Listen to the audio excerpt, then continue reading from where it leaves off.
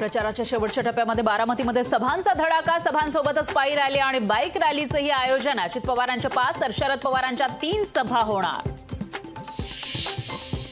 देशभरातील 12 राज्यातील 94 जागांसाठी आज प्रचाराचा अखेरचा दिवस। महाराष्ट्रातील 11 मतदारसंघात आज प्रचाराच्या तोफा थंडावणार। निवडणुकीच्या प्रचारात नेत्यांकडूनच नियमांचं उल्लंघन, नाना पटोलेंनी वाहतुकीचे नियम पायदळीत उडवले। रवींद्र धांगेकर यांच्या प्रचारासाठी हेल्मेट न वापरताच काढली बाईक रॅली।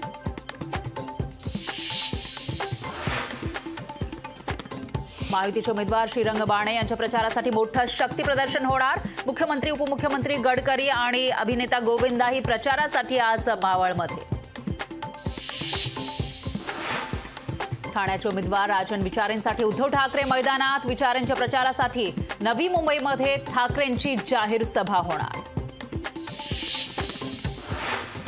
उपमुख्यमंत्री फडणवीस घेणार गणेश नाईकांची भेट। गणेश नाईक समर्थकांची नाराजी दूर करण्यासाठी प्रयत्न। फडणवीस आणि गणेश नाईक यांच्यात उद्या बैठक।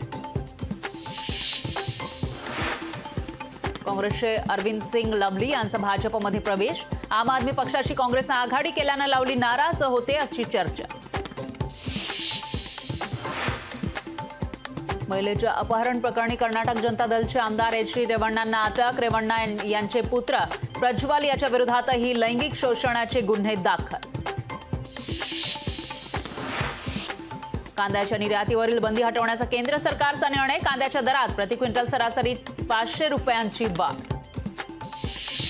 कुलाबा वांद्रे 6 मेट्रो 3 प्रकल्पातील महत्त्वाच्या टप्प्याला सुरुवात होणार। बीकेसी दरम्यानच्या मेट्रो गाड्यांच्या चाचणी फेऱ्या सुरू।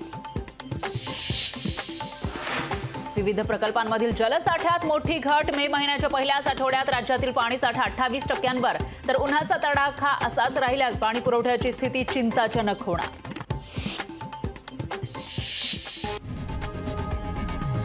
लोकशाही मराठी ऐका, पहा, जागरूक रहा।